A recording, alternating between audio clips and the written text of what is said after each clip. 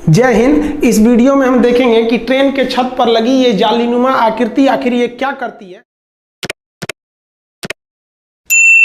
जय हिंद। इस वीडियो में हम देखेंगे कि ट्रेन के छत पर लगी ये जालीनुमा आकृति आखिर ये क्या करती है और चोरी से बचने के लिए रेलवे ने अपने पंखों को 110 वोल्ट क्यों कर दिया, और ट्रेन का जो एसी होता है ये कितने टन का होता है, इसकी क्षमता कितनी होती है, और ये इसके नीचे इस तरह से सिलिंड्रिकल ड्रम क्यों लगाए रहते हैं। कोच के बाहर यहाँ लिखा रहता है साइड फिलिंग, इसका मतलब क्या होता है, और यहाँ लिफ्ट हियर क्यों लिखा जाता है। रेलवे अपने ट्रेनों में से इस तरह के स्क्रू कपलिंग को हटाकर सीबीसी कपलिंग को क्यों करना चाह रहा है, और ट्रेन के अंदर लगे इस लाइट्स का मतलब क्या होता है जो बीच में लगे रहते हैं। साथ ही रेलवे अपने टॉयलेट को जो सीडीटीएस टॉयलेट थे इसको हटाकर ये अभी कन्वर्ट करने जा रहा है बायो टॉयलेट में।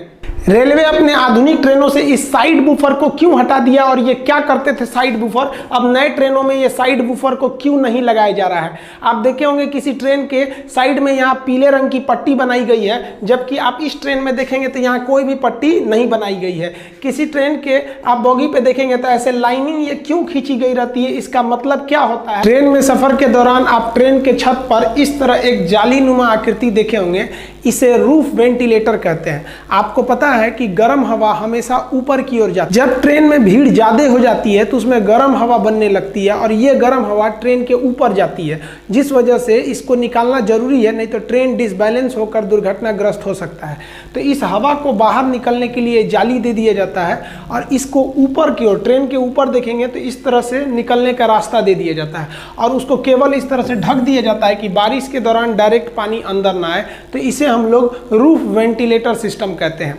आप एक और चीज देखे होंगे कि ट्रेन के पंखे या बल्ब आपके घर में बिजली से नहीं चल सकते हैं। इसका सबसे बड़ा रीजन क्या है कि पहले लोग ट्रेन की लाइट पंखे चोरी करके लेके चले जाते थे, तो रेलवे ने दिमाग लगाया। रेलवे ने कहा कि लोगों को घर में या तो 220 वोल्ट की एसी करंट रहती है और लाइट कट जाती है तो लोग डीसी चलाते हैं, तो डीसी अमूमन 12 वोल्ट का रहता है। मीडियम लेवल की कोई भी मशीन 24 वोल्ट की बड़ी चीजें रहती हैं, और 5 वोल्ट के छोटे छोटे खिलौने वगैरह रहते हैं।